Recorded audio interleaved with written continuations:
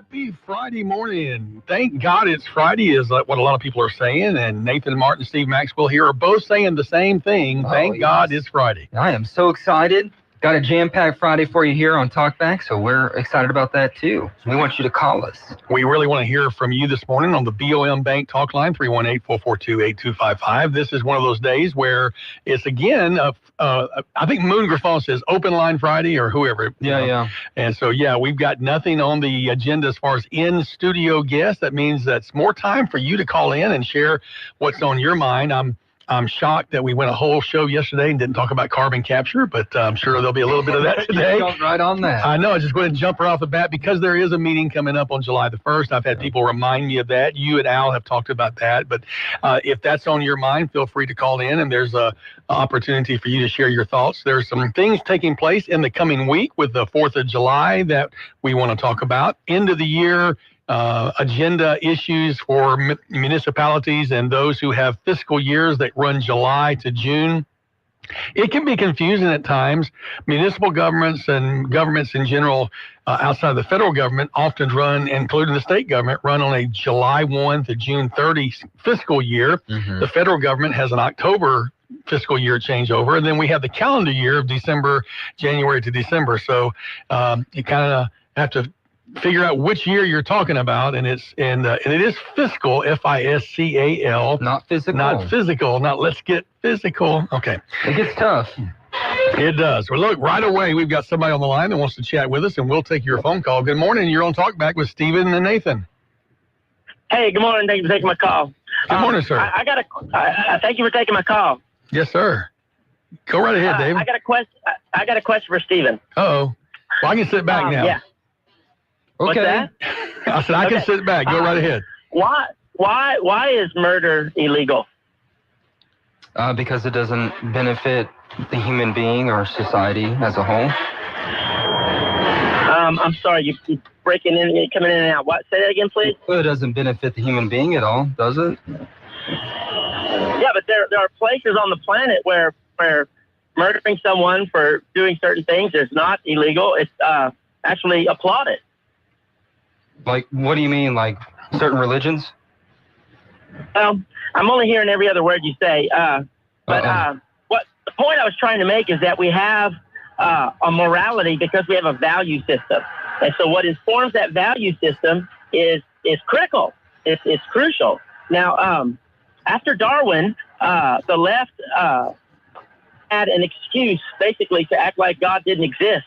And therefore, they looked down on religion and actually mocked people who put much faith and confidence in religion. And that led us into a century and a half of wavering to the point where our foundations actually were beginning to crumble. When people have no foundation, when a house has no foundation, it can be beautiful above, but eventually the tremors of life will cause it to collapse. And so y'all were talking yesterday about religion and I was wondering where he was going, why this got brought up. I remember that, yes. Yeah, I detected in your comment the nascent understanding that the left has. My pastor uses the term bump steer. They bump steered us in it. They didn't tell us, hey, here's a premise we want you to accept. They just kept it, pushing it under the table until finally we acted like it was real. And so our law, our legal system is built on the 10 Commandments. Now, religion, some people think we should separate religion from our governance. But religion is what we are. A man cannot act contrary to what he believes.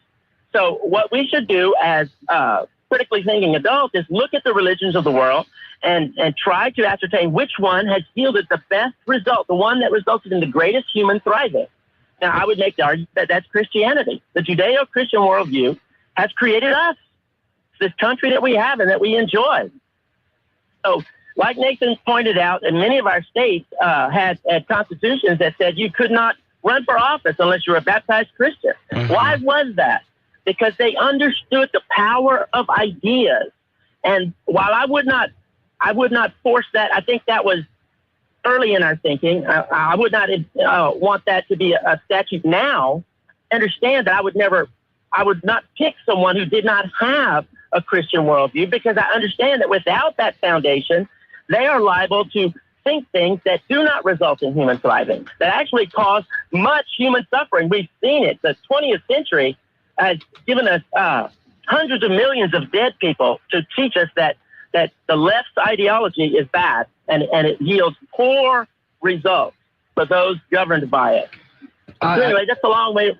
No, I get what you're saying, and I don't think I was ever saying that we should leave God or religion out of our politics. I just don't think the government should mandate it whatsoever. That's just my opinion. Yeah, I think you've got a bad connection, Dave. We can hear you, but I'm not sure if you're able to hear us. Yeah, I'm not. I'm hearing just every third word or so. Can you hear me now? I just we have to understand and recognize that religion is not a bad thing. Religion is what we are, and what we believe permeates what we do. And so we need to identify people that believe things that are true. Now, you know, it's become a taboo to criticize someone else's religion. That's just one of our mores that we've developed. But we have to throw that off. We have to say, no, if people believe that it's okay to circumcise a little girl at 8 years old, that's not good. That's not good. If we believe that people should be killed if they convert to a different religion, that's not good. Somebody that believes that should not be trusted with power or authority. And when we think of somebody as a model citizen, what do they live like? When we give somebody accolades and we say, man, I really respect that guy. He gives himself for his family. He defends his wife and his children. He works hard at his job. Those are all ideals that come from the Christian worldview. So I think we've landed in it. Our founding fathers did a lot of research and gave us a great life.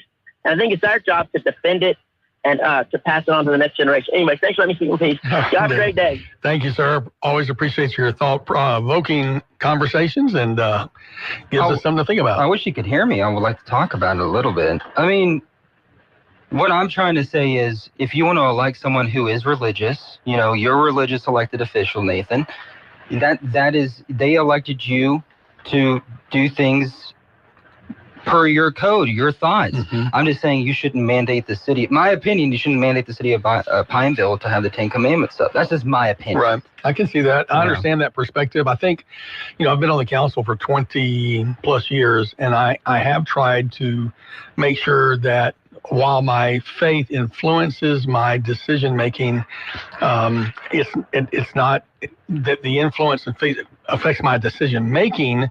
It doesn't dictate that anybody else thinks like I think. 100%. Right. So, and I do have a strong faith, and it certainly influences my actions. You know, I remember my faith influences me to do things like, I remember you did a story on us on the Holly Oak Cemetery cleaning that we did for years, you know, and that was the kind of thing, but I would never dictate that other people had to come out and join us. You know, it was a influential process of, why we do good things, right? And I come from a Christian background. I agree. I am just saying Christianity was not the first civilization, or other civilizations that weren't Christian. They did not murder as well, or it was not sanctioned. It was punished. So that's not a uniquely Christian thing. I don't know how we can argue the murder thing about putting 10 Commandments up in the schools. So that's my opinion.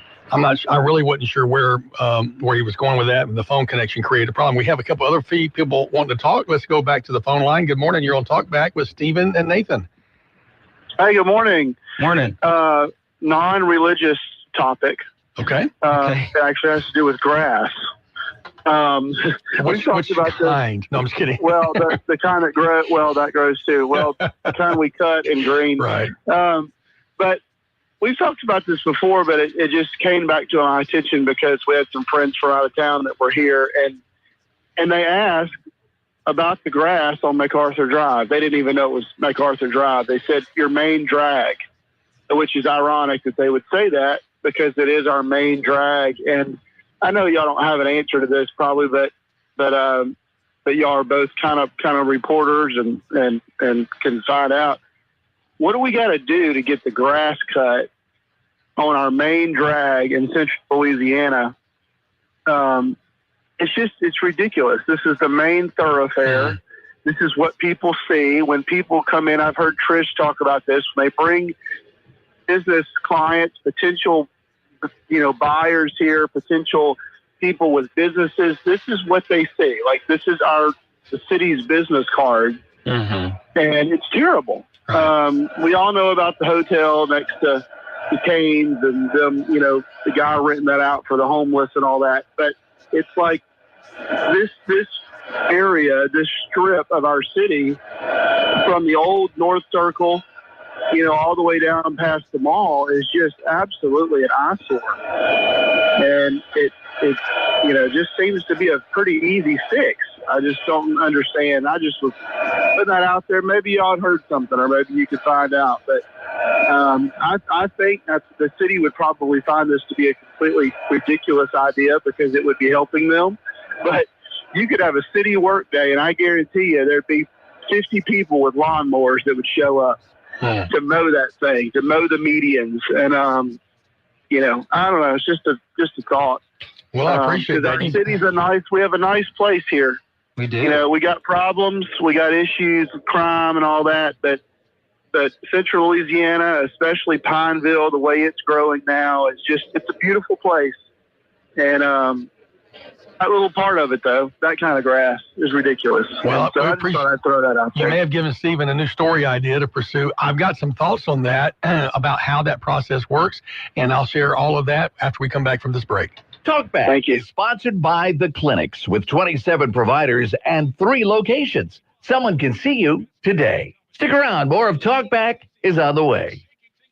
This is a Bloomberg Money Minute. Futures point to a higher open for Wall Street. The U.S. and China have now finalized a trade understanding reached last month in Geneva, according to U.S. Commerce Secretary Howard Lutnick. He also told Bloomberg TV that the White House has imminent plans to reach agreements with a set of 10 major trading partners. Stocks bounced higher yesterday. The Dow and the Nasdaq rose by almost 1%. The S&P 500 gained 0.8% and closed just a few points shy of its record. Shoplifting has been a major challenge for retailers in recent years, but locked shelves annoy customers and mean more work for employees. Now Target is getting ready to introduce new technology where staff could lock and unlock store shelves from a smartphone. An executive told staffers at a meeting that Target may also offer the option to members of its paid membership program. Separately, Target is said to be testing selling more products in bundles, such as coffee and snacks together. Gina Cervetti, Bloomberg Radio.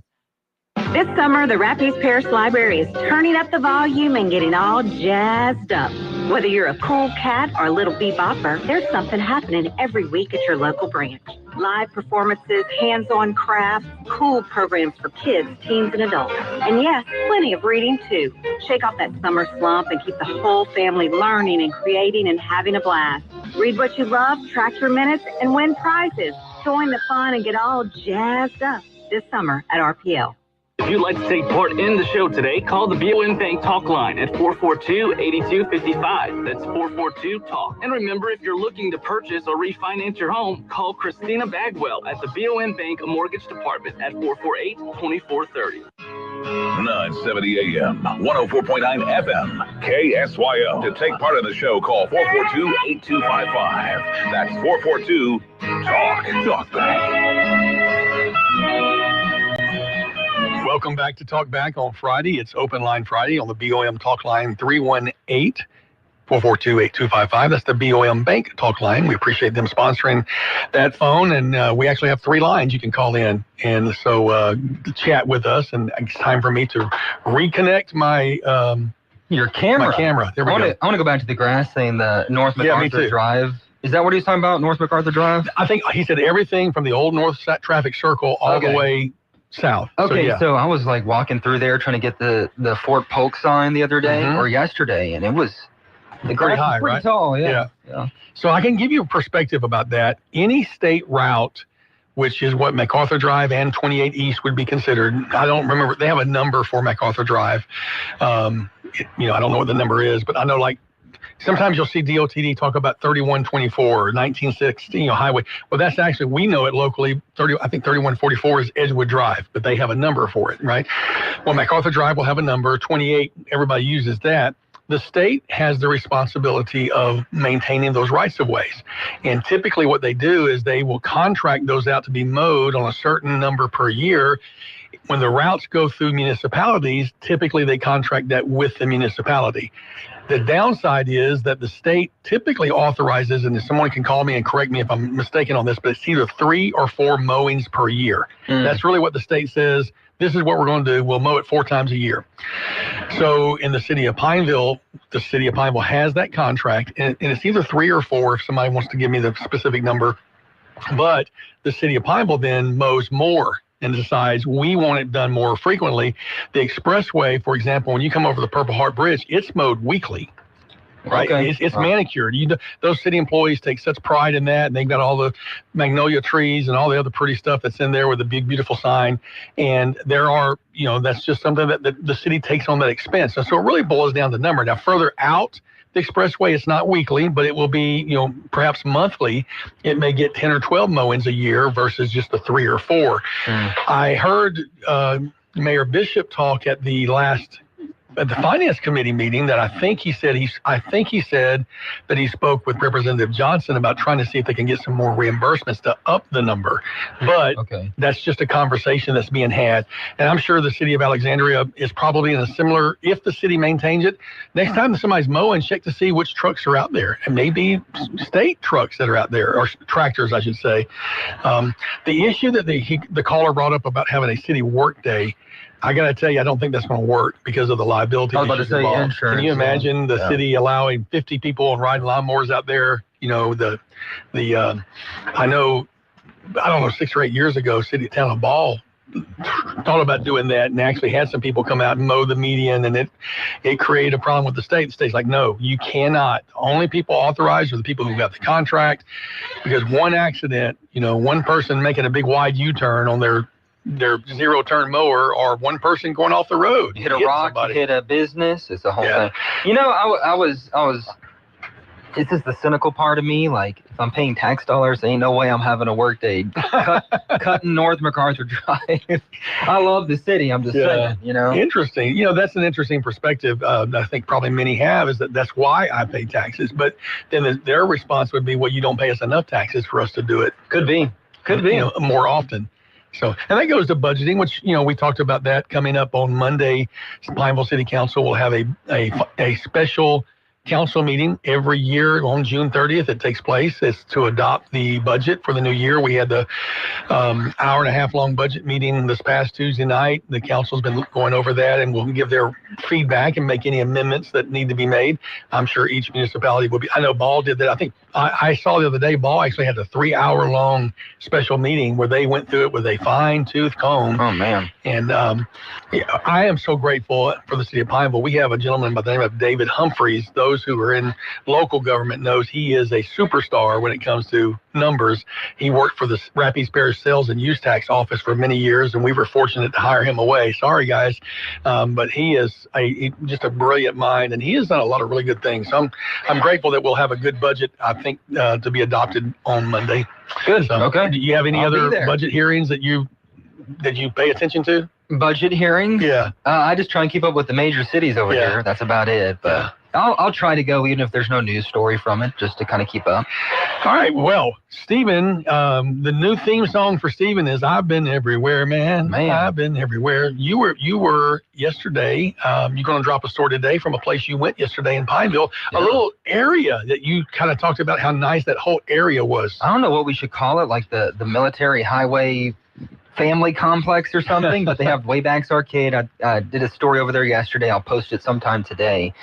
Largest indoor arcade in Louisiana. That's amazing. I haven't been in that building. I was in the one back in the day. This one is fantastic. Isn't it, though? Like it's amazing. It's something you'd see in a big city. They've done a great job over there. Evan and Jeremy. Great job, great staff. They have a pizza there now called 8-Bit Pizza. He's very proud of it. I tried some. I loved it. It was great. Then you got Palmetto's across the parking lot right there. It's that shaved ice place. Feels like something you've ever been to 30A on the Panhandle of Florida? No. Looks like something you'd see like in Destin. Like, it's just super modern. Wyatt has like that green area for the kids. Sophia, my daughter, loved it. It was great. You have Hidden Grounds, which has always been a fantastic coffee shop. I think they have new owners now recently. They do? They yeah. do. Mhm. Yeah, Po' Boy Express. You got Harlow's, which is a legend in Pineville, and of course LCU, Fighting Hand Brewery. City of Pineville official. You just market the heck out of that. That's just a great area. Well, that little area, you're absolutely, when the shave ice, and they tell me it's shave ice, not shaved ice. It is shave ice. Right. I was so confused. Yeah, exactly. But they brought us that from Hawaii on one of their vacations over there.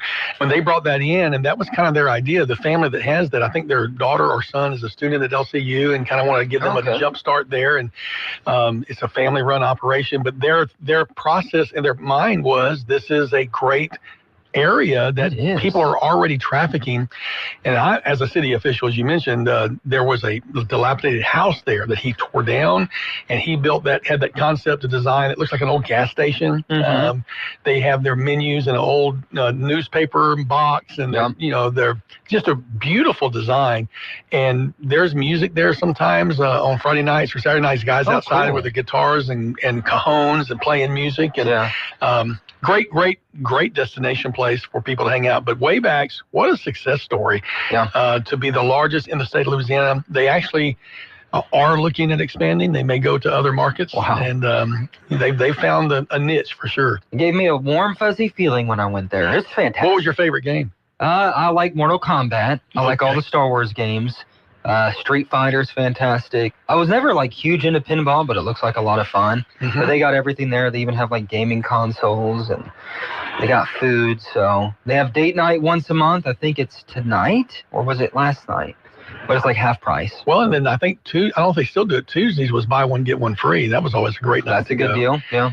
They have monthly memberships you can buy, which is basically the cost of 2 visits. You can go as much as you want. It's amazing. So yeah, really good product there.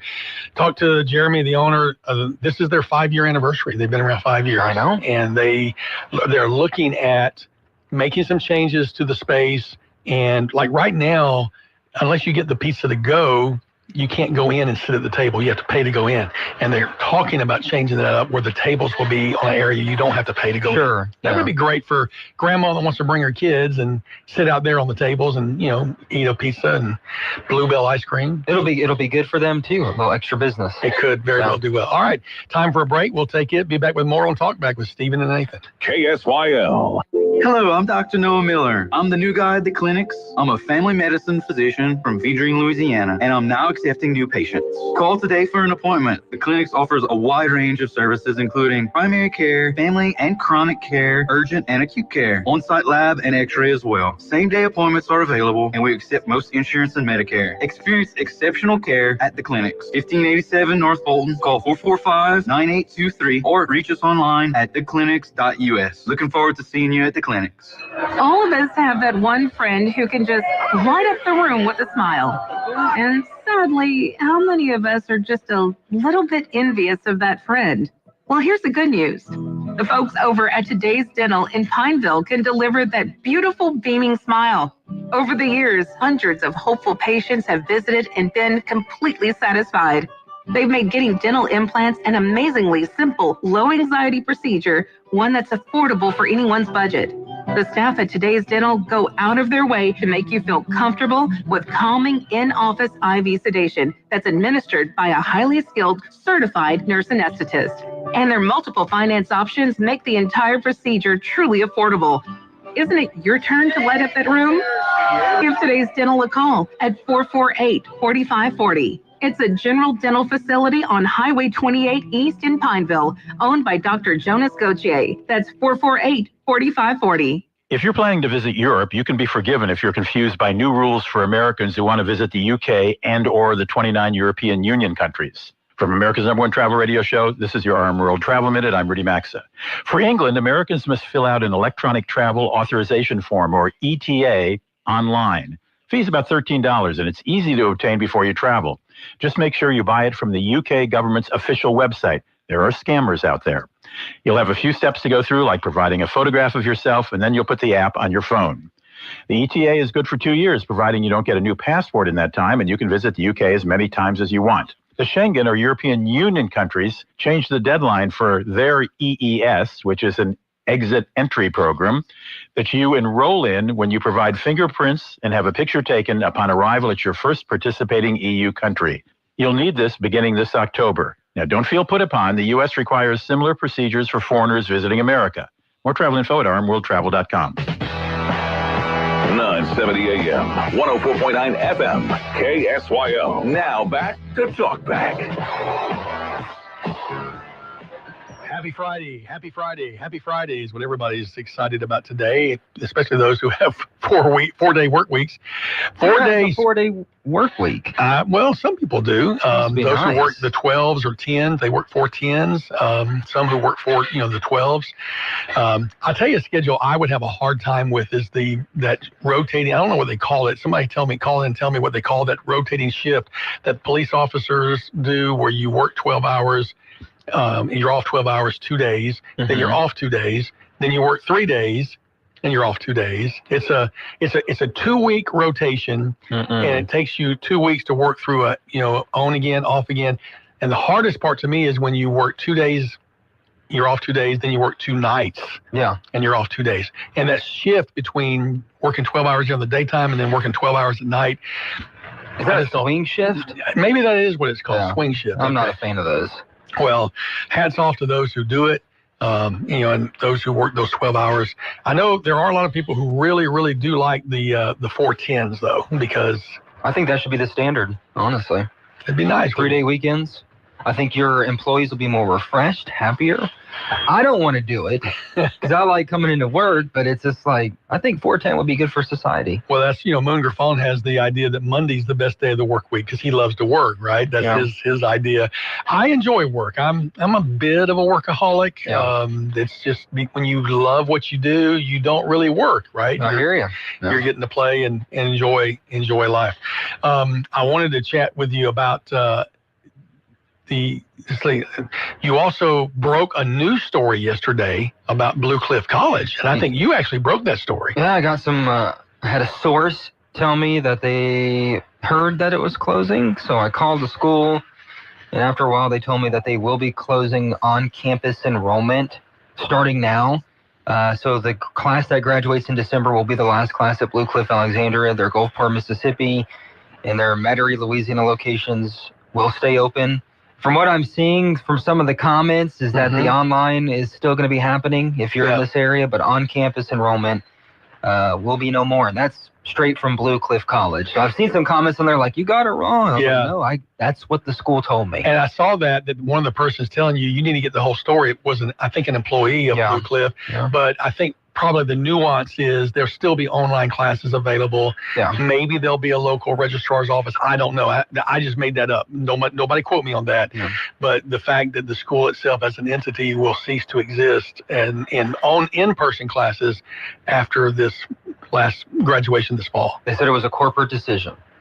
Well, and again, breaking news. I thought that was pretty awesome that you broke that. And my wife and my daughter both attended Blue Cliff, one for massage therapy, the other for esthetician, I think. Esthetician, I think you got it right. So we spent a lot of money over there, and I'll give some more thoughts about that in a minute.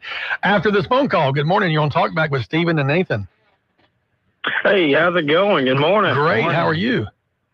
Doing well, man. I've just been listening, and you were talking about the different types of shifts that you can work now. Man, I'll tell you, I came from the sheriff's office working that law enforcement schedule, I guess you could call it, man.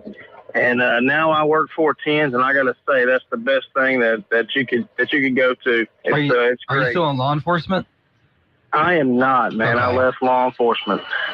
Can you imagine just like the stress of a swing shift and the stress of working as a law enforcement officer? It's tough. It's tough. Well, it's tough on marriages. It's tough on your physical body, I think. So how long ago did you make the shift from the swing shift to the 4-10s? It's been a couple years now. The 4-10s just started about a year ago.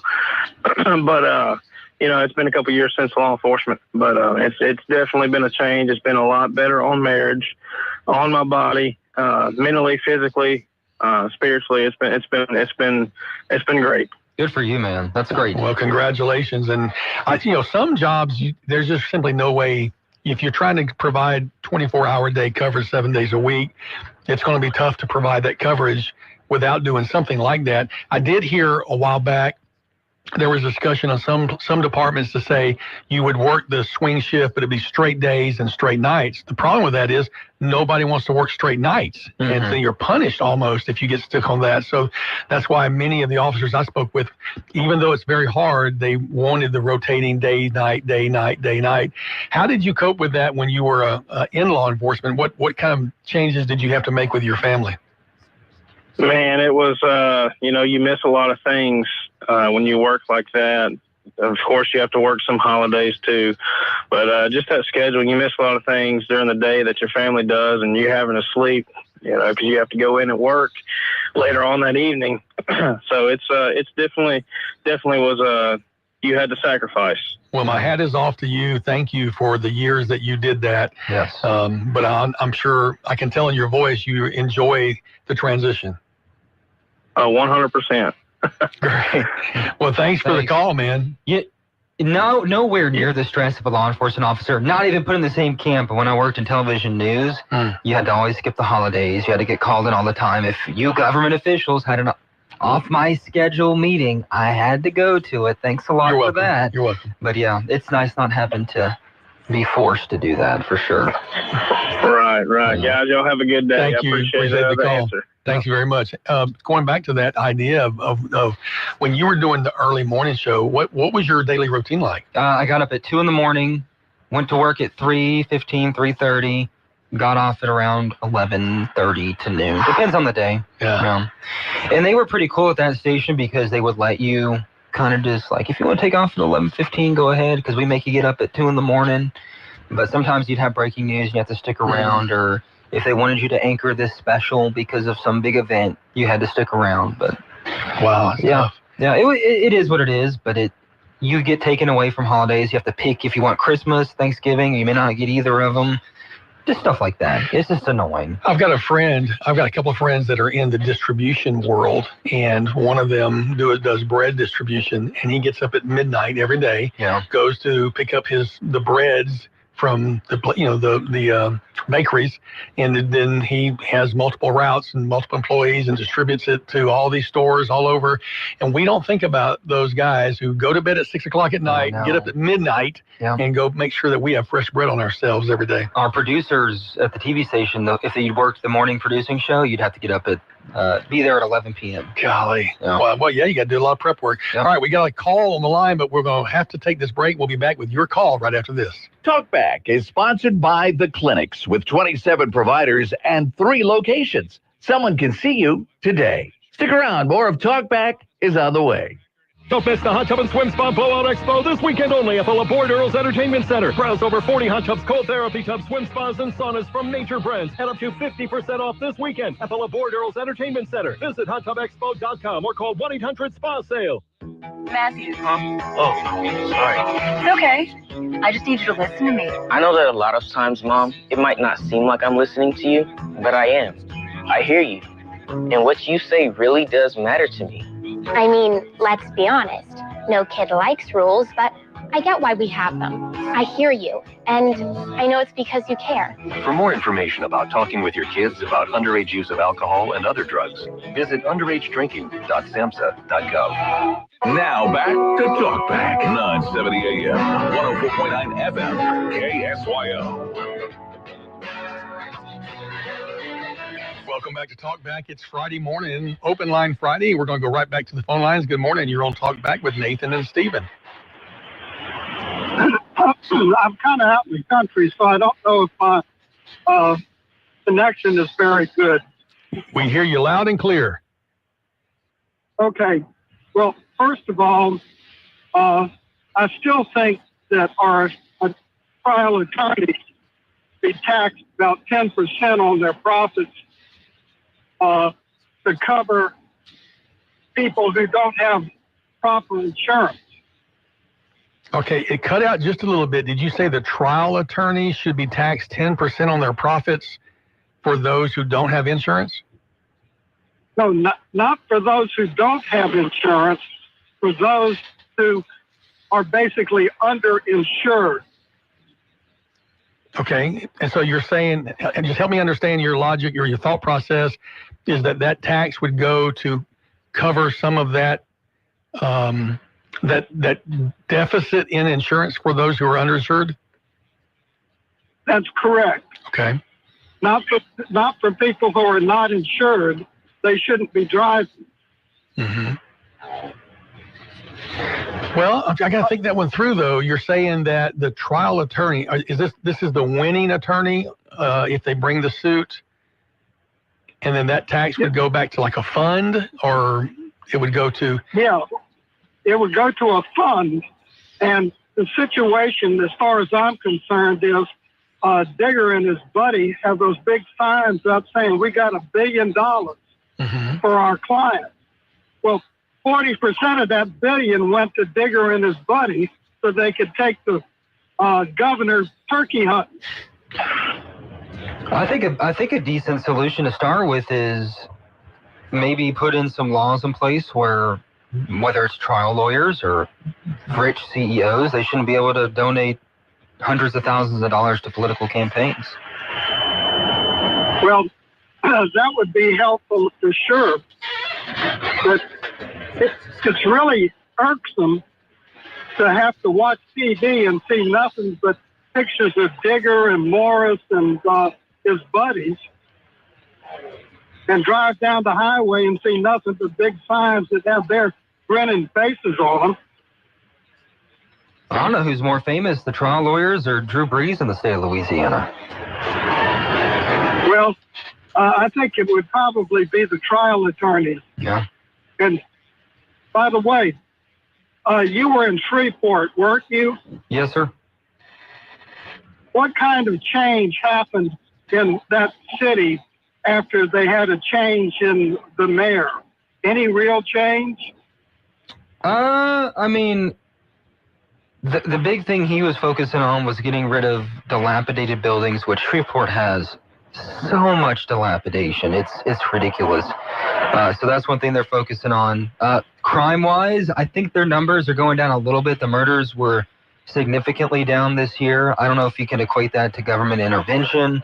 I don't know how much the mayor can really affect that, but the police department was really focusing on proactive policing or community policing. And yeah, I mean, Shreveport definitely has its issues. It's just kind of, I hate to say it, the standard Louisiana city when it comes to crime and dilapidation. Big city. Yeah, I was just wondering whether or not there had been some sort of obvious change, but apparently it hasn't. I don't know if there would be like a big glaring difference. I know they're banking on the rapper 50 Cent to inject a lot of money over there. I mean, because the whole, what they would call Red River District, where all the casinos are in downtown Shreveport, that's completely dead. Nobody shops there anymore. There's nothing really open. So they're hoping that he comes in, injects a lot of money, and creates something big over there. But that's a big if, you know? Who knows? That sounds kind of like that Sundrop project. Yeah, possibly. Oh, you well, hear a lot of promises, anyway. but you never know if it comes to fruition. Yeah, well, I've been in the area for about a quarter of a century, and all I see is promises that are never fulfilled. Yeah, that's fair. Absolutely. And yeah. I think 50 Cent was hoping on a lot of tax breaks, and then they were talking about getting rid of the film tax credit. And so he was on the fence about doing some things, but he's slowly buying more properties downtown. He might be the biggest property owner already for that area. Who knows? So he has a lot of plans for that. Well, maybe he can sell it to the Chinese so they can keep track of Barksdale. So you keep what? You keep track of Barksdale. Oh, Barksdale. Okay, I got you. That was one of my favorite parts about living in Shreveport. I live right by Bossier across the river, and you always see those B-52s flying over. So much fun. I like that. Yeah, they're older than you are. Yeah, they 100% are. I'm not even close. Good deal. Caller, thank you so much for your perspective. We always appreciate hearing from you. All right, good day. Talking about Bossier City, what's the status of the boardwalk? Well, I mean, it's just like every other mall, right? like everyone's like, well, the Alexandria Mall has gone so down. Like, that's just the nature of it now. Mm-hmm. I remember I went to Anaheim a couple of months ago, and their big, mildly famous outdoor shopping mall was dead. Really? And it was right next to Disneyland. Wow. I mean, it was just, no one does it anymore. You think that we've become destination shoppers? Instead of just strolling, you go to a mall so you can stroll and just casually see. Yep. And now it's like we order it on Amazon or we order on Walmart.com or we go get what we want and we leave. That's not really a pastime anymore. No, immediate gratification. Yeah, I think that's the name of the game now, and it makes more sense. I mean, for every man out there, the idea of just having to go around with your wife shopping all the time, the internet's been a godsend, right? Thank God. My wife just doesn't help the wallet, but still. Yeah, exactly. I liked malls for some reasons, and I wish we did have a thriving one here, but it's just the nature of it. The boardwalk is dead. It used to be so much fun too. Well, we have talked in the past that would be a destination for us to go and just kind of, a little weekend getaway or a day trip. So throw a casino on there again, I guess. That's the plan. Well, that wraps up hour number 1. We would want you to come back for hour number 2. We might even talk about carbon capture or corporal punishment. And maps. You've been listening to Talkback. The opinions expressed were those of the hosts and callers, and not necessarily those of Cenlaw Broadcasting. FM 104.9, AM 970, KSYL, and KRRV 100.3 HD3, Alexandria. It's 8 o'clock. This is CBS News on the Hour, sponsored by Progressive Insurance.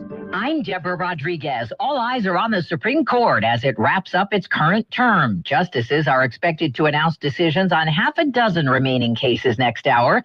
One deals with President Trump's stalled effort to ban birthright citizenship.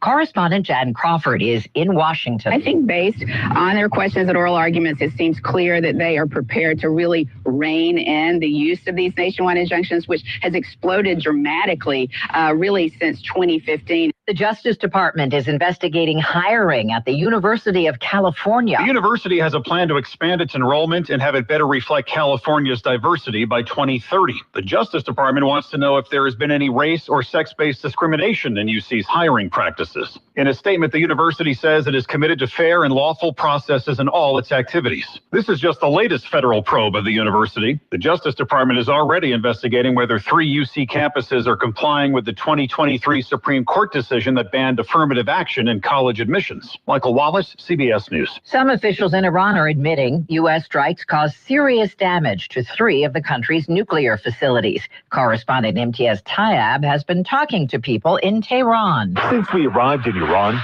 what struck us is how Iranians from across the political spectrum, and who often agree on very little, were united against what they saw as unprovoked attacks by Israel and the U.S. that killed over 600 Iranians.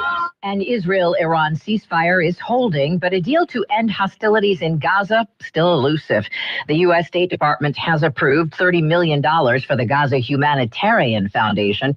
CBS's Robert Berger from Jerusalem. This is an Israeli and U.S.-backed NGO that was established to ostensibly get the food aid to Palestinian civilians and to bypass Hamas. But it really has not gone well at all. It's been marked by chaos. A great ball of fire zoomed over parts of the southeast yesterday. Broad daylight, beautiful day. And here's this big red thing coming out of the sky. So this is another day in South Carolina. There were more than 150 similar sightings called in, most from South Carolina and Georgia. CBS's Dave Malkoff. NASA experts say it was a meteor first spotted nearly 50 miles above the town of Oxford, Georgia, rocketing across the sky at 30,000 miles per hour. S&P is poised for a new record. Futures are up 17. This is CBS News. Progressive Insurance. Progressive can protect your home, auto, boat, motorcycle, ATV, RV, and more. In short, a lot of things. Bundle today at Progressive.com.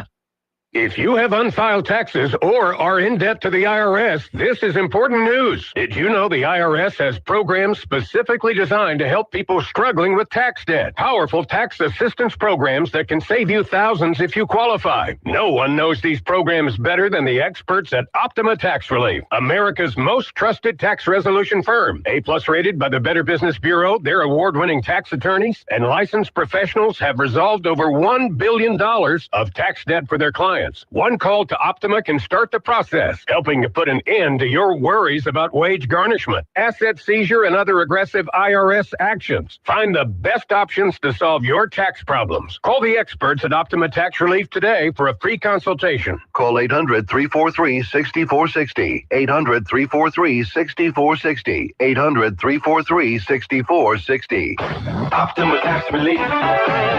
Some restrictions apply. For complete details, please visit OptimaTaxRelief.com. Louisiana Radio Network, I'm John Burns. A member of President Trump's cabinet will be in the capital city for a bill signing this morning. Here's Andrew Greenstein. Health Secretary Robert F. Kennedy Jr. will be in Baton Rouge as Governor Landry signs Senate Bill 14 into law this morning. That's Covington Senator Patrick McMath's bill, which, among other things, bans certain artificial colors and additives in meals served in schools. McMath says the fact that the bill passed in both houses unanimously shows that the Make America Healthy Again movement transcends ideological lines. It's actually a great movement. If we take aside and remove our partisan blinders, we can work together to improve the lives of Americans. I'm Andrew Greenstein. Louisiana Insurance Commissioner Tim Temple addressing the need for a special session to tackle what he calls the deepest insurance crisis in Louisiana history. There's still a lot of work that needs to be done with regards to legal and insurance reform, and I think that the best legislative mechanism is a special session. LRN. Imagine walking where land meets sea, where every step echoes centuries of stories. This is the Portuguese Coastal Camino de Santiago. From Porto's riverside charm to Galicia's wild coast, follow a path through fishing villages, ancient chapels, and windswept beaches. Walk the Camino, feel the call. It's more than a journey, it's a transformation. Join our small group, escorted by Christine and Father Joy in May of 2026. FreedomTravelLLC.com, your international travel architects. Good morning, sunny and hot again today, as we'll see afternoon high temps getting up to about 96 degrees. That heat index near 101, and a 10% chance of some late afternoon or early evening showers to thunderstorms. Pretty small chance there. Clear skies tonight down to 74, and then for Saturday, it's like sunshine. Afternoon highs near 96, a slight chance of some afternoon showers. From the Cenla Broadcasting Weather Center, I'm Dave Gratian. Currently 73 degrees in Cenla. Talkback is sponsored by The Clinics. With 27 providers and 3 locations, someone can see you today.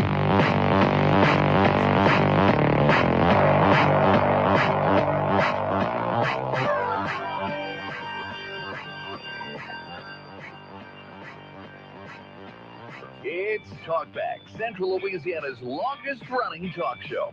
Whether it's the guests or the callers, Talkback is where Central Louisiana begins its conversation.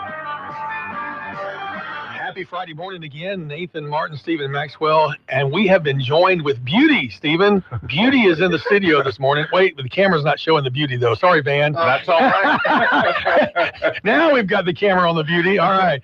So we have some guests who've come in today talking about an exciting event that is taking place in Avoyelles Parish, and there are crowns in the house this morning with Miss Avoyelles Arts and Music and Miss Teen Avoyelles Arts and Music Festival. Ladies and Van, good morning and welcome. Good morning, Nathan. Good morning. Stephen, you have been in Avoyelles Parish recently, and you know all about this stuff. I'm a big Avoyelles Parish fan. I love it. Went there a couple days ago, went to Le Petit Affair, went to the center of Louisiana. Yes. Out there in the boondocks. So, it was great. It was fun, but y'all have some amazing stuff coming up. We do. We really do. We're very excited about this festival.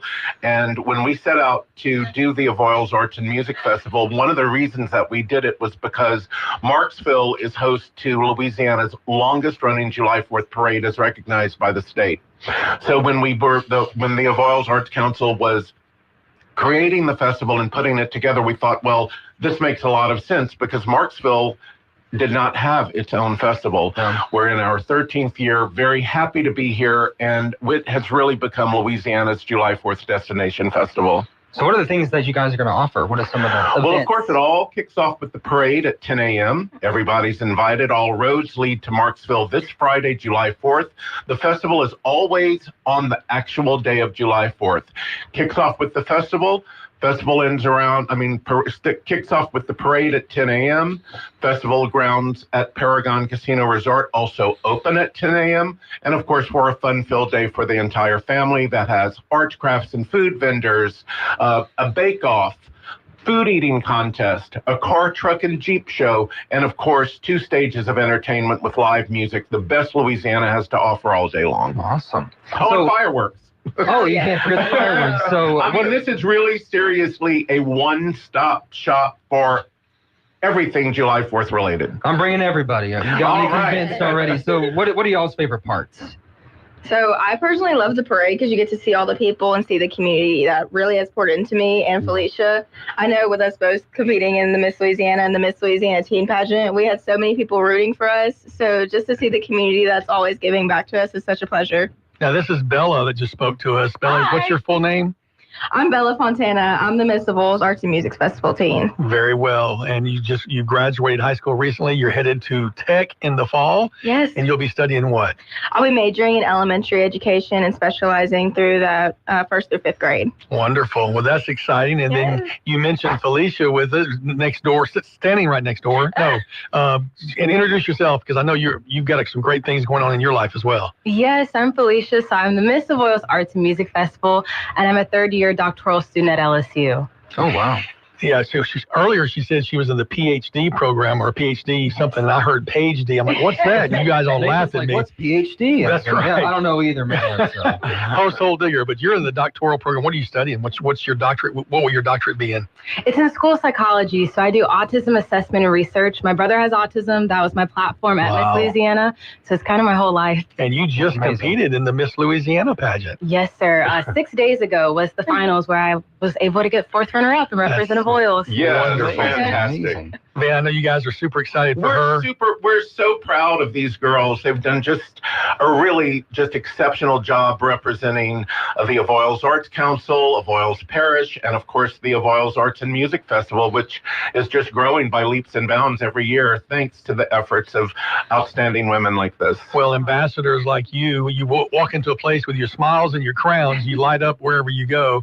And I know that you love doing it as well, or you wouldn't do it. That's right. Yeah. So what's your favorite part? You mentioned the parade, Bella. So Felicia, what's your favorite part?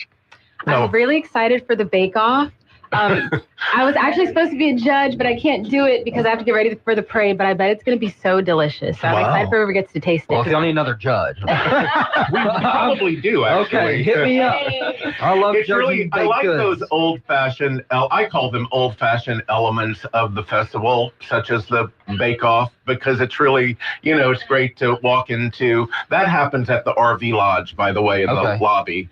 And you'll walk in and there'll be, of course, just like a plethora of cakes and baked goods, all, of course, red, white, and blue. It's quite festive, actually. Wow. They know how to cook over there in Avoyelles Parish. So it's going to be worth it. Well, these two are the only skinny people I've ever met from Avoyelles Parish. So no offense, man, but I mean, there's some good food over at Avoyelles Parish. There is. Oh, and we'll have, of course, lots of food there, too. Yeah, lots of other kinds of food, right? Absolutely, yes. So lots of vendors. What kind of food would we? Lots of vendors. We also have art exhibits. We have in the ballrooms at Paragon, which, by the way, I just want to give a big shout out to our title sponsors, the Tunica Biloxi Tribe of Louisiana, Paragon Casino Resort, Entergy, and the city of Marksville, along with a lot of other just very generous community partners. But these core title sponsors really are the driving force of our festival. And for the 2nd year, we're at Paragon Casino Resort, which was a complete game changer because the festival used to be entirely outdoors. This way you have indoors and outdoors. We have all of our headlining entertainment such as Tucka and Ryan Foray and Travis Mott and Chris Ardouin, all of that in the Maury showroom. So it's a really great way to spend the 4th and cool off at the same time. The 4th of July is great except for the heat. That's right. That's why I think us being at Paragon is so, and they've been just fantastic partners. That's wonderful. What's the origin of this festival? You said it's your 13th year? It's our 13th year. It was founded by the Avoyelles Arts and Music Festival, and we did decide on July 4th, because Marksville is home to Louisiana's longest running 4th of July parade. You know, Wilbur Carmouche mentioned that when he was in here, the longest running 4th of July parade. And they really don't have a whole lot of 4th of July parades in Louisiana, do we? Not a lot. I mean, I think there might be some small town community parades.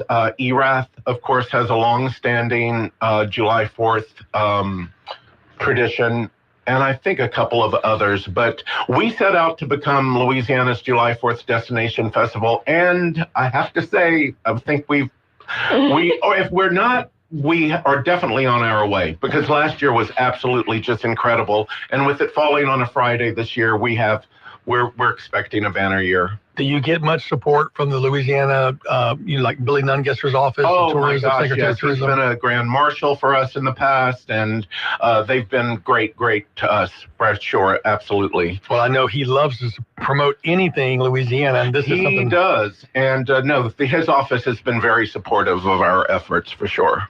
So you go to Pineville the day before. That's right. Fireworks over Bilo. Go to Vols Prayer. Right. She got the whole American turn up for you. So. And I do want to mention our grand marshals for our parade, because Stephen, you mentioned it earlier, but we do have American Idol's runner-up John Foster as our grand marshal, along with swamp pop legend Tommy McLean. Oh, man. So it's the two of them. It's like old Louisiana, new Louisiana. So we're excited about that. But Tommy, I mean, that guy has been around forever. Forever. I know he's got a strong Pineville connection, but what a great opportunity to hear legacy music there and the new stuff that's happening. Yes, absolutely. We have a little bit of something for everyone. Music-wise, for sure, we really do. We cover everything from 90s rock to King of Swing Tucka. Now, arts and music, are there any crafts involved in that? There are crafts involved as well. Lots of arts crafts vendors, of course, will be also inside and outside of Paragon Casino Resort. And actual art that people have created to display will have in some of the ballrooms. Like, we'll have a children's art exhibit. So we will be showcasing all of that. Man, it sounds like a fun getaway. And the bake show. Oh, and I didn't mention our expanded kids area, which will have our first-time Ferris wheel for the first time ever. So all of that, all day long, Friday, July 4th, Marksville, Louisiana, Paragon Casino Resort, the Avoyelles Arts and Music Festival, and it's only $10, and kids 4 and under are free. Oh, that's great. Best parking location? Just wherever you can find it? Pretty much, yes, sir. Absolutely. Of course, there's plenty of parking at Paragon, but there'll be road signs, and we'll be directing people. Right. Well, folks need to make the road trip out on Friday. What time do you get started out, you said? 10 o'clock. The parade rolls at 10. Festival grounds open at 10. Everything ends with fireworks at nightfall. What's the parade route? The parade route begins on Tunica Drive. It's just one shot. It begins on Tunica Drive, around Taco Bell, and ends at Paragon Casino Resort. Wonderful, wonderful. You keep talking about the bake contest. You sound interested in that, Stephen. I do. He's trying to push his way to being a judge. I think he is. I think I'm so. just saying, I got experience in baked goods. What are there criteria for the baked goods, or just has to be baked? It just has to be baked. Okay. So you think pies and cakes are going to be the brownies? Pies, cakes, cookies, all of that. Absolutely. I got a feeling that on Cinema Broadcasting's Facebook page next week, we may see something from there with Stephen shoving some things in his mouth. I'll just cover it. That would be great. Yeah, definitely. It's definitely worth covering. The whole event, really, truly, it's really going to just be fantastic. Once again. Well, ladies, thank you for coming in and sharing. Van, thanks for bringing them with us, Brighton, in our studio. Quickly again, what's in the future for the Two Crowns Queens? What's in your future as far as, do you have more presentations you'll be making on behalf of the Arts and Music Festival? Yes, so Belle and I both have 6 months left as the title holders for Avoyelles.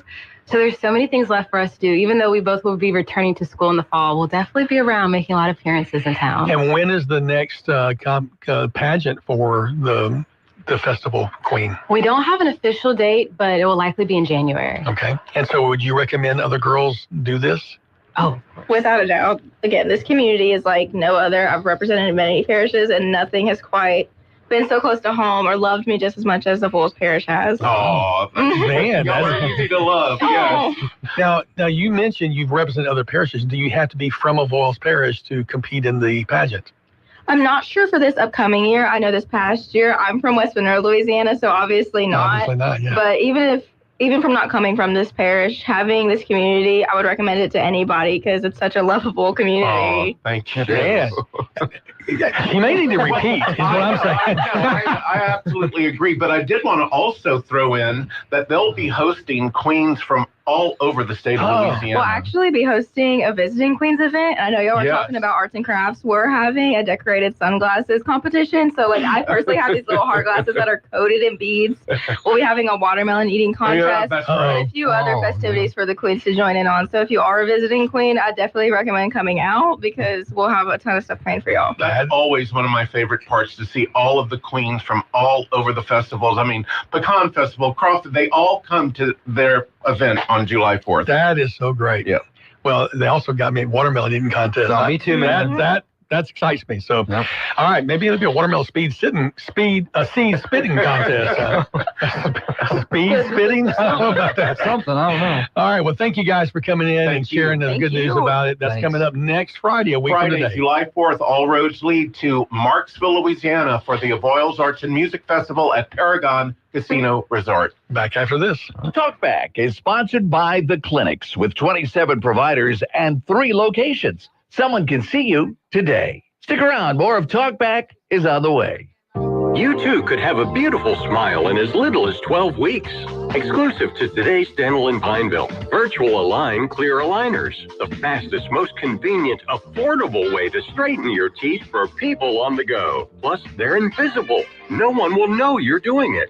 Experience the Virtual Align difference. Call Today's Dental at 448-4540. It's a general dental facility on Highway 28 East in Pineville, owned by Dr. Jonas Goche. 448-4540. If you have unfiled taxes or are in debt to the IRS, this is important news. Did you know the IRS has programs specifically designed to help people struggling with tax debt? Powerful tax assistance programs that can save you thousands if you qualify. No one knows these programs better than the experts at Optima Tax Relief, America's most trusted tax resolution firm, A-rated by the Better Business Bureau. Their award-winning team of tax attorneys and licensed professionals have resolved over $1 billion of tax debt for their clients. One call to Optima can start the process, helping to end your worries about wage garnishment, asset seizure, and other IRS actions. Make sure you're getting the best options to solve your tax problems. Call the experts at Optima today for a free confidential consultation. Call 800-473-9933. 800-473-9933. 800-473-9933. Optima Tax Relief. Some restrictions apply. For complete details, please visit OptimaTaxRelief.com. How did I let my gambling get this bad? The credit cards are maxed out, and rent is overdue. I can't tell my family. What if I lose everything? I mean, there has to be a better way. You're not alone. If you or someone you know are struggling with problem gambling, free and confidential help is a call or a click away. Call 877-770-STOP or visit helpforgambling.org. Take the first step toward a better tomorrow. You don't have to do it alone. A message from the Louisiana Department of Health, Office of Behavioral Health. If you'd like to take part in the show today, call the BOM Bank Talk line at 442-8255. That's 442-TALK. And remember, if you're looking to purchase or refinance your home, call Christina Bagwell at the BOM Bank Mortgage Department at 448-2430. Talk back. To take part of the show, call 442-8255. That's 442-TALK. Welcome back, Friday. Happy Friday with Stephen and Nathan on Talkback. We normally I'm not here. I didn't even mention that, but Al is out. He's recovering from successful oral surgery, so we're glad of that. But he still needs a little bit more time to not talk with his mouth back full of stuff. He's on them painkillers. Yeah, he's on the mend. No telling what he would have said. On painkillers. It'd be fun to interview Al on laughing gas or something. Did he say anything bad to his wife, like laughing gas or something? I want to mention, we talked earlier, we had a caller in the first hour called in about the MacArthur Drive, and we were discussing how municipalities make contracts with the state to mow state routes, and State Representative Gabe Ferment texted in that he said, we put more money in the budget for municipalities to mow and pick up litter. He's going to try to get us some more information about that. Oh, but that's wow. exciting to know that that has already taken place. We appreciate that. And I love getting texts from people that I had another friend that said, I didn't know they listened, but they said, getting ready for work, listening to you guys this morning. Having a good time. So love the I've heard kind a of couple feedback. people come up, and yeah, for sure. So, we did mention the carbon capture. I said I teased it, and I've had several people remind me. I think it's on Monday evening, or is it Tuesday evening? The Pine Ridge meeting is coming up. Monday evening is the Keys Park meeting. So there are Pineville High meeting. Pineville High. Thank you. It was originally at Keys Park. I'm so glad you caught that. The interest has grown to the point that they've moved it to Pineville High School, and so that will be at 5:30, I believe, on Monday evening, the 30th, and then on the 1st there will be a meeting at Pine Ridge down in Melder, Louisiana. I think that's right. Somewhere out there. Yeah. So Pine Ridge Baptist. There you go. So keep those texts coming in with good information for us. Also reached out to some folks who have a knowledge of the school board, and their response was that there is one particular school board member who is interested. He's about the corporal punishment issue, and so he's placed it on the agenda for consideration. Don't know where to go. It may or may not. There was a lawsuit, I think, about that a few years ago. Mm-hmm. Did you ever get paddled in school? Yeah. Yeah, once. Only once? Yeah, and I opted for that. That's all so I it didn't took. have to go to detention. Yeah. I didn't really get in trouble too much just because I just didn't get caught, I guess. Yeah. I was a fairly decently nice kid, I think. Maybe a little mischievous, but corporal punishment. My dad was very against teachers, principals whipping his kids. Yeah. He wasn't a big spanker himself, but that'll be interesting to see how that turns out. I got one spanking I didn't deserve. I got many I did, and I didn't get many that I should have gotten. Yeah. I mean, I wasn't a bad kid either. I was really a pretty good kid, but I think my 7th grade year, the teacher had made a comment, the next person that talks is going to get a paddle and a spanking. And there were some kids behind me that were talking. I turned around and said, "Shh, guys," and the teacher heard me tell them to be quiet. So I got to stand in front of the class and get the paddle, and I didn't think that was fair. But there was another one I got at Pineville Junior High School that I deserved, very much so, and he lifted me up off the ground. He lifted me up so I could fly on. That was the last one I ever got. So yeah, I'd rather take an opt-in for the whipping as a child, so I don't have to go to detention or get grounded. I hated spankings. I hated them. Really? I really did not like them. My brother and I had totally different perspectives. His was yours. If our dad, and sometimes Dad would say, "You want a spanking? You want to be grounded for 2 weeks?" I would take the 2 weeks grounding. My brother would take the spanking in a heartbeat. Man. Why? Well, but mine was I love to read, and so if you ground me for 2 weeks, that means I get to stay in and read for 2 weeks. So until they figure out you like to read. Now, if they told me you can't read, that would have been a problem. But I loved.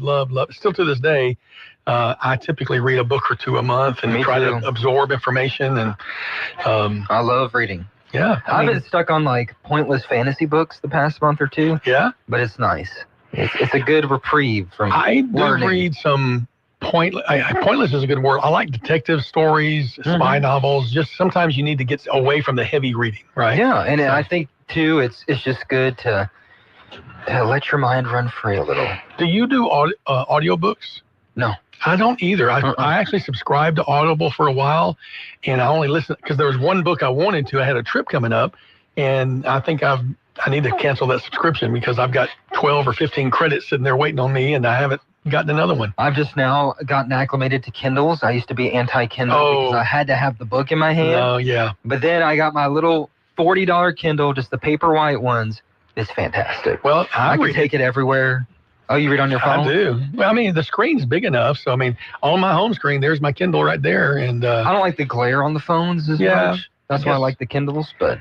and it's nice to get away from the phone for a second. That doesn't look bad. You have the black I use the black background, and so it makes it a little easier to And I also like the fact that it keeps track of my reading and shows me my streaks.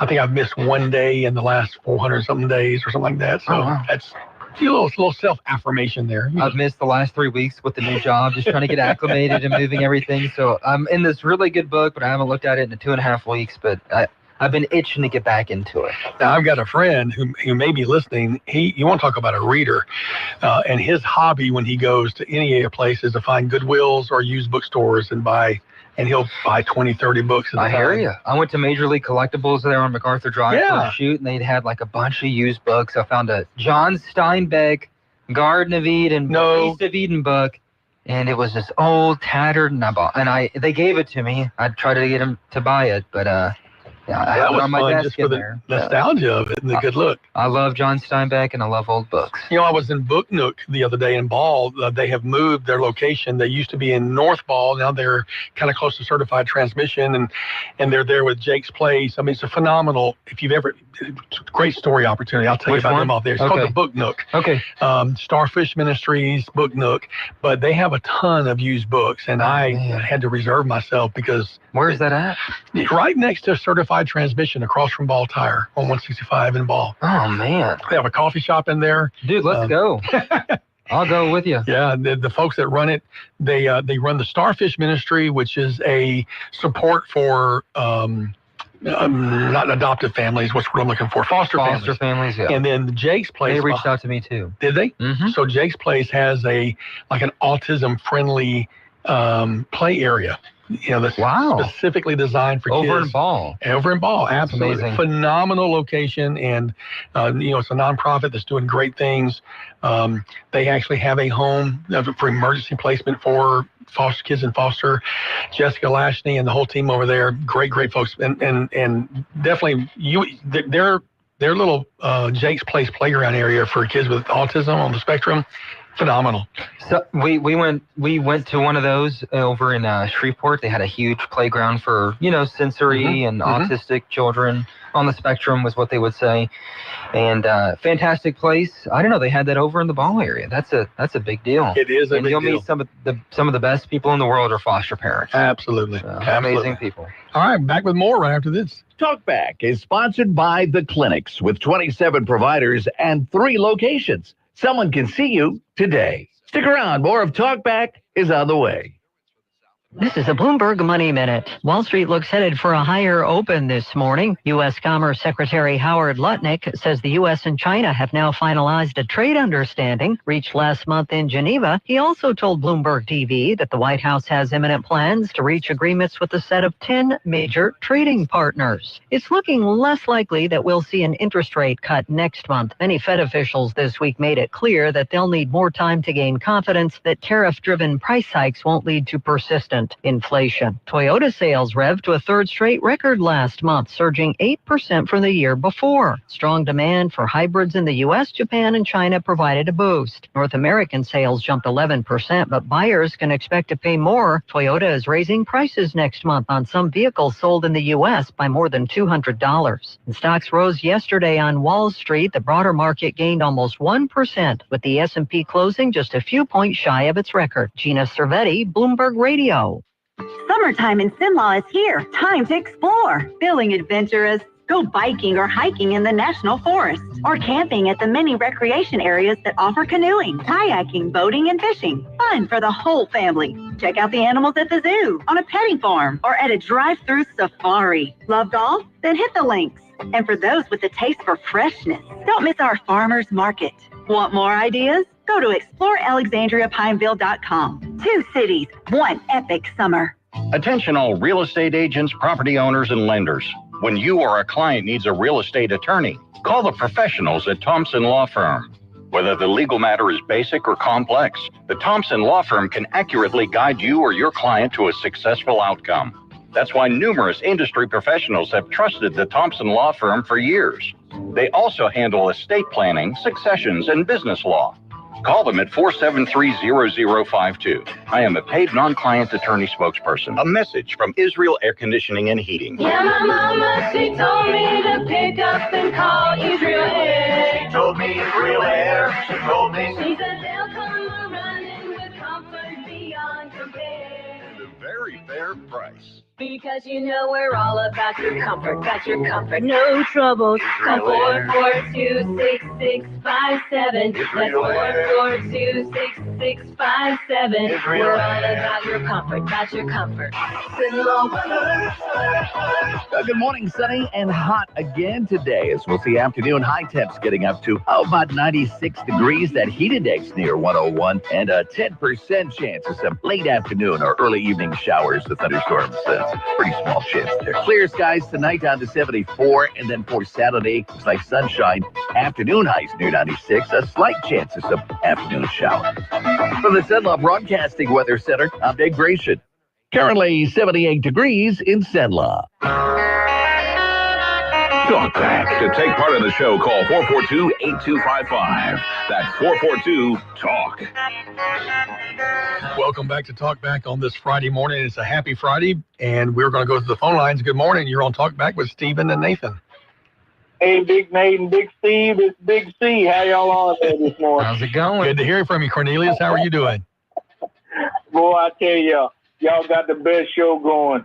Look, I wish, Steve, you would interview Moon right before that meeting that's coming up Monday. I'm sure you'd have some great things to show. So reach out to me, moondefarm.com. Get an exclusive interview with him about carbon capture and everything. Okay. And he may even come on, from the 8 to 9 hour right before his show and talk. I wonder if he's going. Do you think he's going? I don't know, but I've had people reach out to him because he wanted to come to the Philadelphia Baptist, but he had to be in Baton Rouge, and he just couldn't come down here to try to make it to Baton Rouge. I was at the Philadelphia one. Al was there. There were so many people there, I didn't even see Al. That's how many. It was that full. Yeah. And so I expect there'll be a big crowd Monday night as well. Well, I'm glad they moved it, so at least Mike Johnson shows that he wants the citizens. The only thing I don't like, and I heard that they want you to write the questions down. If I'm correct, if I'm not, I'm sure Mike Johnson will correct me. I never did like that. I'd rather for you to pass the mic. Whoever wants to ask a question, ask them decently and stuff. Don't holler and scream at the people. Just ask your question. Yeah.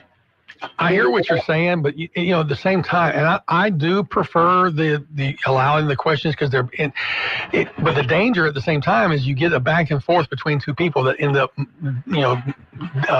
monopolizing the conversation. And so this, if you. I hope they will allow questions to be submitted during the presentation as well, because somebody makes a point and you're like, oh, I want to ask them about that. So as long as you can submit them during the presentation, which I'm sure they will. They had an event I went to Tuesday night at the Main Street Community Center. It was hosted by the retired teachers of Rapides Parish, and it was an education forum. And Jeff Powell was there speaking. I'll tell you some other people that were there. Sheriff Mark Wood was there, Representative Ed Larvadain, the president of Louisiana College, Louisiana Christian University, Dr. Mark Brown was there, and then Mark Johnson. Thank you. I'm not sure where the Brown came from. I'm trying to think if there were there seemed like there was another, maybe a police juror or two, but they did the same thing where people wrote their questions and then they handed them to Jeff, and he just stood there and answered every single question that came one after another. And it really flowed well. It allowed for a good flow. So I hear what you're saying, Cornelius, but I think, when you're going to have that many people coming, it's probably about the only way to really truly manage it. Yeah, and I was going to say, I don't want to be a hypocrite here. It makes sense for the flow of a meeting, but as a journalist, I always have people say, give me your questions beforehand. Oh, yeah. I'll never do it. Right. I'll say, I have topics, but I just don't know what I'm going to ask. I just kind of make it up as I go. Sure. Or if it's like a controversial thing, I won't give them my questions because I don't really want them to make up an answer, I agree with you, Steve. Nobody should be pre-screening the questions or anything like that. I wanted to thank you about that Blue Cliff College. So you got an exclusive, so that's good. I hope and pray that you'll get more. We call them drive-by reporters and stuff to give you more exclusives. So I'm glad you're here. And I hope one day you'll come cover me. Like I said, I'm running against Big Bad Bill Cassidy. I'm running against the Mayor Roy. And I'm running against, what's that guy's name? At large. Who's at large? in Alexandria. Jim Jim Ballard? Ballard, yes. Now, wait a minute. You're running for office? You're running for all three offices? But I'll decide next year one, because you can run for all three. You still got to decide which one you're going to be in. Well, I think you can only run for one at a time. You can run multiple times in a year for different offices, but if they're both on the ballot at the same time, I think you can only run for one. Yeah, but what I'm trying to say is, well, you know better because you ran before. But until they get to the official point, right? Right. Sure. You can say you're going to do anything. Well, if you run, I'll interview you for sure. Well, I'm running. Let me know which one it is, and I'll come interview you. Well, like I said, I'm aiming at all three, but I'm going to narrow it down to them one, But I hope you reach out to Moon sometime today at moongrapon.com and see if he'll interview with you about the CO2 Alliance and how he feels. Oh, that's what I wanted to tell you. On Mark Levin, he had Byron Donalds on. He's saying the Senate and the big, beautiful bill is trying to keep these green New Deal scams in there. So for carbon capture and all this other stuff, the Senate is trying to keep it. I don't know how Bill Cassidy's standing on, because he voted for that green new scam. And I believe Senator Johnson voted against it. Representative Johnson? Senator Kennedy. Okay. I think they have split before. You're right. They have split their votes. They split their vote on that, but the Senate wants to keep that stuff in there. That's what Byron Donalds said. Contact the senators and stuff on Mark Levin. Boy, I tell y'all got some great shows on, and I listen to them all day, and of course, coast to coast. So I'm listening to y'all from midnight all day long. Wow. Well, you're the man. Thank you, Cornelius. And by the way, we got to take the break, but let me just say to you, thank you for your service to our country. We appreciate you. All right. Thanks. Talkback is sponsored by The Clinics with 27 providers and 3 locations. Someone can see you today. Stick around. More of Talkback is on the way. Don't miss the Hot Tub and Swim Spa Blowout Expo this weekend at the LeBoard Earls Entertainment Center. Browse over 40 hot tubs and swim spas at up to 50% off. Financing is available and show admission is free. That's this weekend at the LeBoard Earls Entertainment Center. Visit hottubexpo.com. Craving mouth-watering barbecue and juicy steaks? Head on over to Cole's Barbecue and Steakhouse, the top barbecue and steakhouse in Alexandria. Our warm and welcoming atmosphere is the perfect setting for a night out with friends or a family dinner. Indulge in our premium barbecue and steaks, fresh salads, and handcrafted burgers. Come as you are, we're ready to serve you. Visit Cole's Barbecue and Steakhouse today on Coliseum Boulevard across from the Rapides Parish Coliseum. Expect real good food.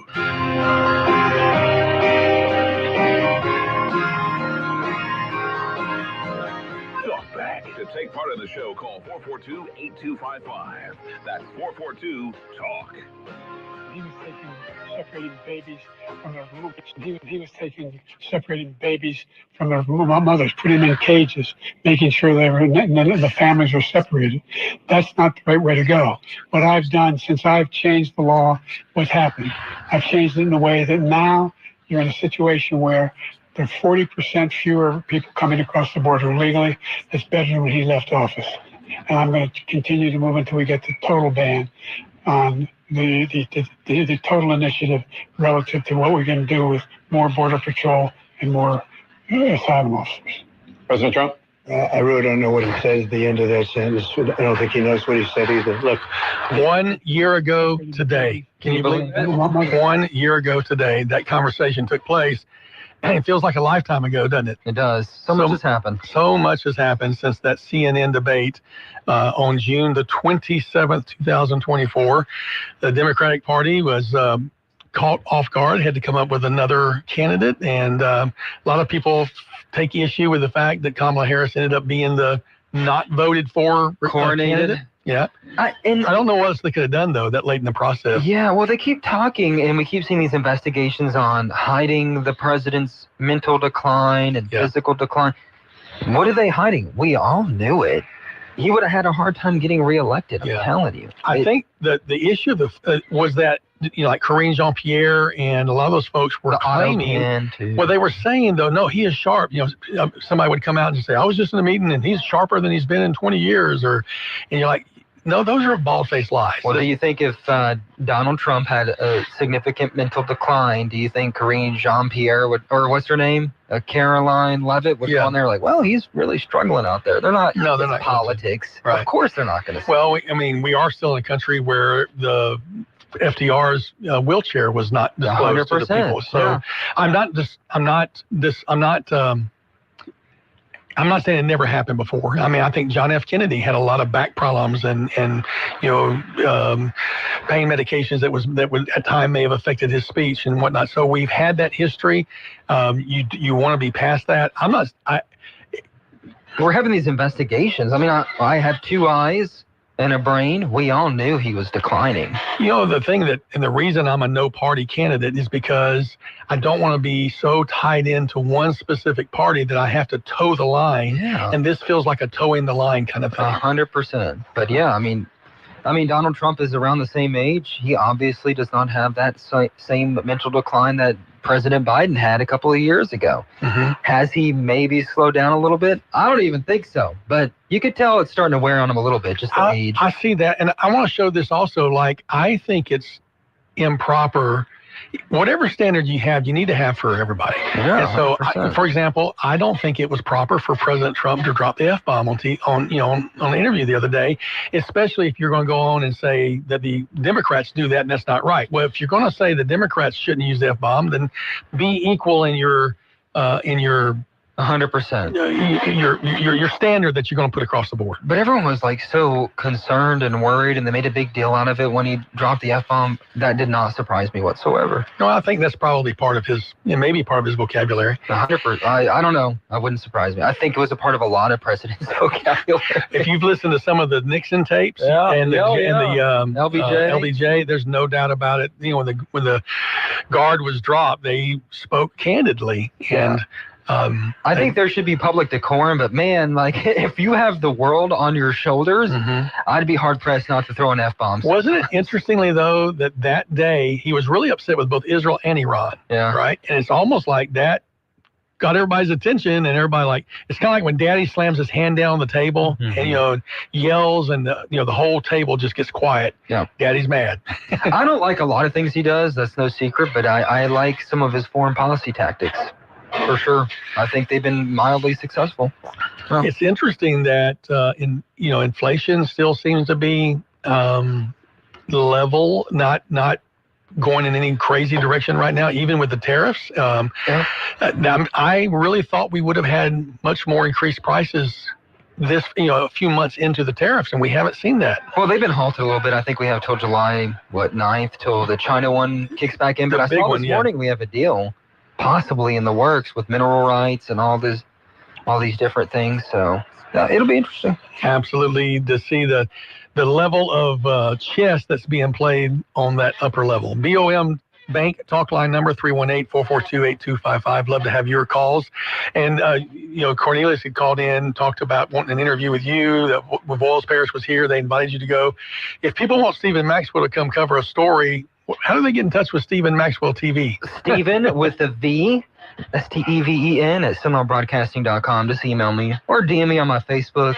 I'm not trying to say, I have so many messages, but the DMs kind of get piled up after a while. So email me is a good way for sure.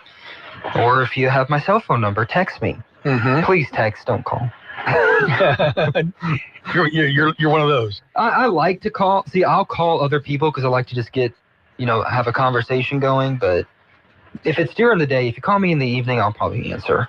But just text me during the day. All right. So I had a couple of questions come in. This one said, will it be in the gym? I think they're talking about the carbon capture meeting. I think it's going to be in the auditorium. Yeah. So make your way through the main entrance there, and you will find, I'm sure there'll be somebody to direct you to that.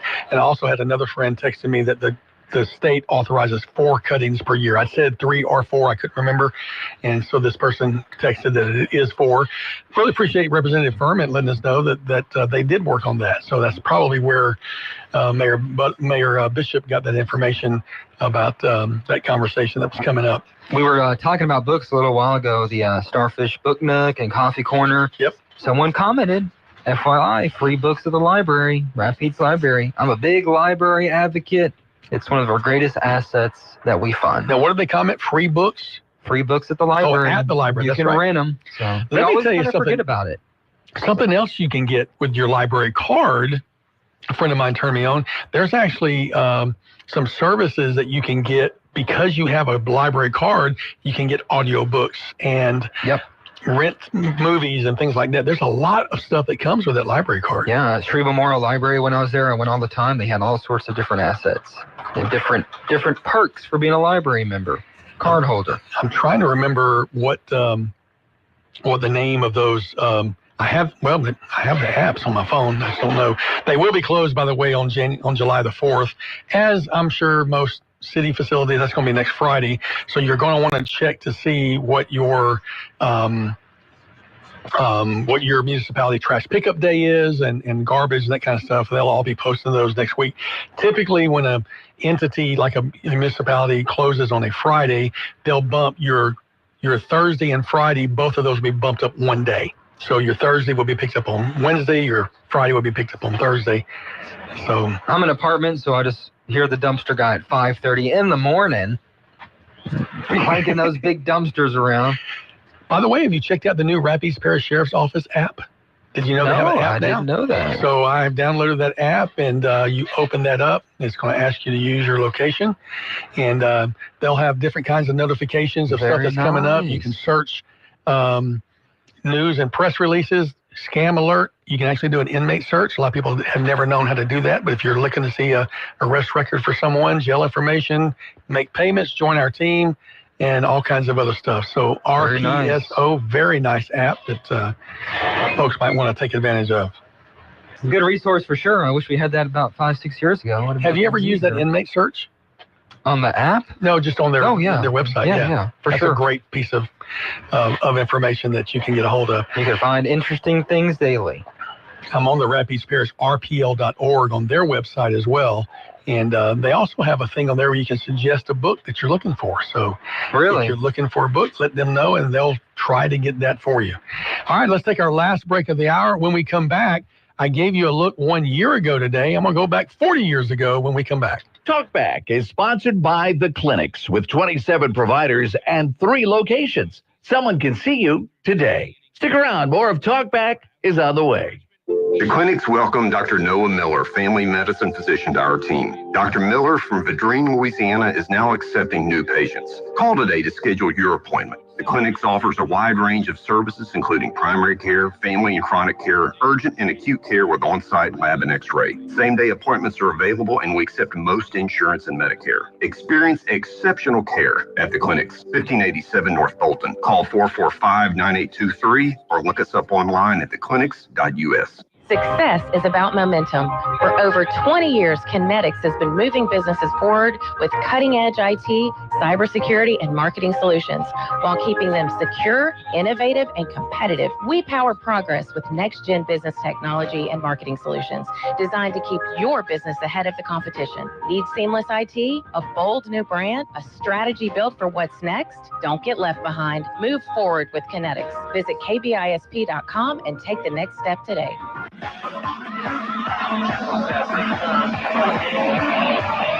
Now back to Talkback 970 AM, 104.9 FM, KSYO. Baby, my mother put him in cages.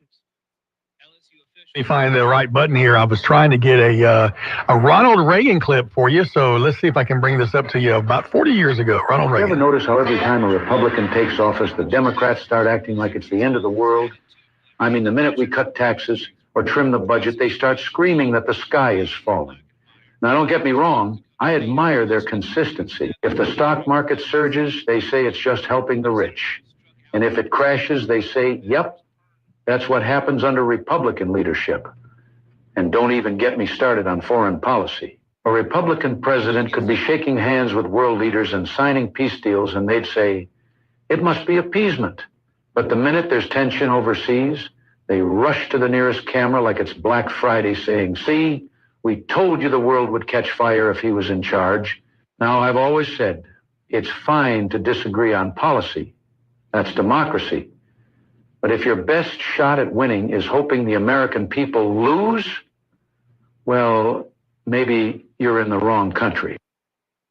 Ronald Reagan about 40 years ago. The thing about that not triggered me, that caught my attention, is I think you could flip it the other way around. He says, why is it Democrats complain when Republicans succeed?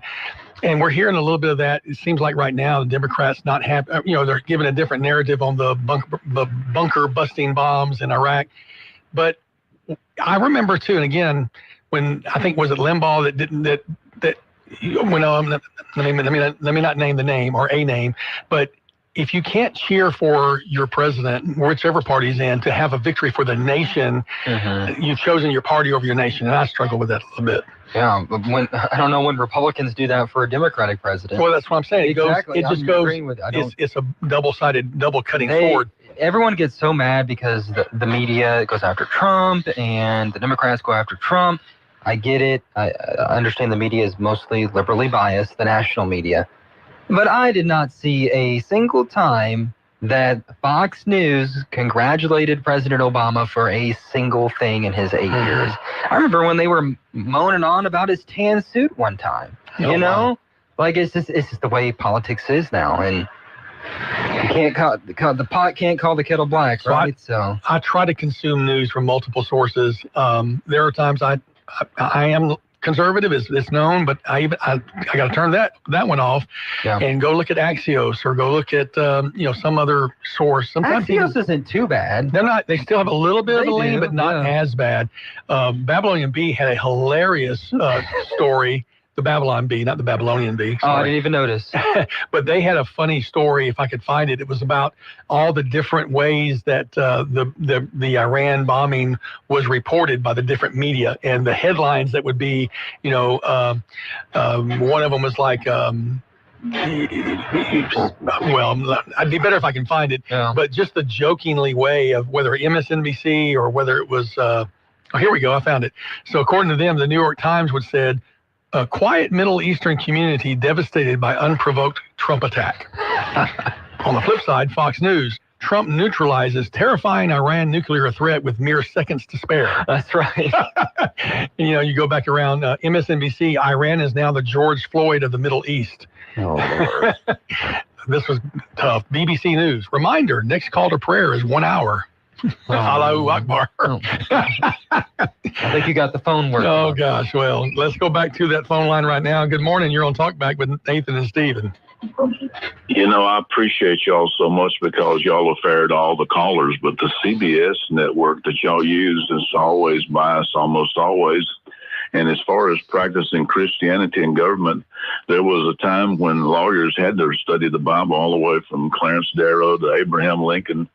And another thing is that fully 40% of the Constitution can go back. You can tell it goes back to the Old Testament. And most of the kids nowadays, the public school system was instituted to replace religious teaching, and we're paying the price for it right now. And, you know yourself, without a vision, the people perish. Hindsight's always 20/20, but our kids don't have any hindsight. They don't know.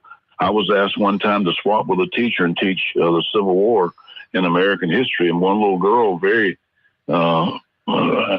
plainly didn't know the history because she said, "Brother, do you know so much about the Civil War because you studied it or you lived through it?"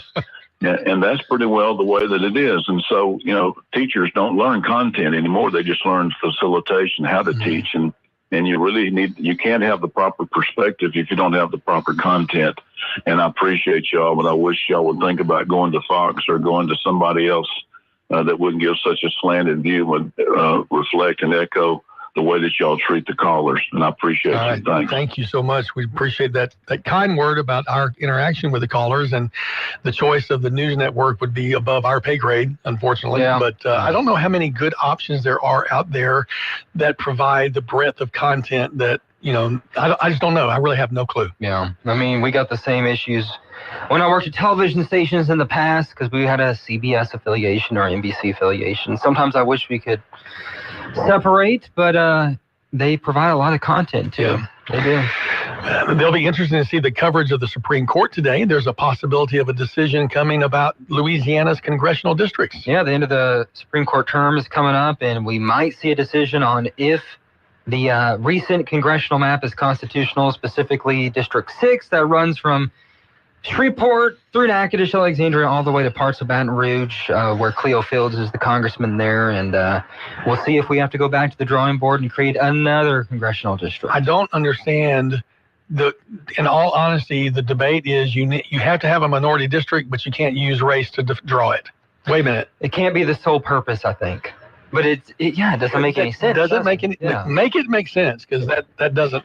Because they pointed to the Voting Rights Act as to why there needed to be a second majority district, but then they drew it, and then they said it was racially drawn. So it's a tough one to understand for sure. I was talking to somebody about that the other day, and I don't know where the Supreme Court's going to land on this. Of course, they're majority conservative.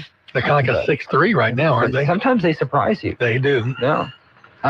I'm gonna take a guess with my very uneducated mind and say they're gonna uphold it. But I don't know. I don't know. I have no idea. I think they're gonna kick it out. I could see it. I'm not overly confident in my assessment. And the question, talk about politics at state level. Who gets to draw it again? Some would say let the judge draw it, but the judge was. Who knows how they would have drawn it? Let's let our elected officials draw it. Well, they did it last time. They need to do it again. Do it again. All right, back to the drawing board. Well, that wraps up today's show. Thank you guys for joining in. Monday, it'll be back to the regular Al and Steven hour, and I look forward to these guys bringing us all the good news you need to know and all the other news as well. Yes. So follow Stephen Maxwell and Sinlaw Broadcasting on Facebook, and you'll stay in touch. Stephen, thank you. Thanks. Good to see you again. Bye, everybody. Have a good day. You've been listening to Talkback.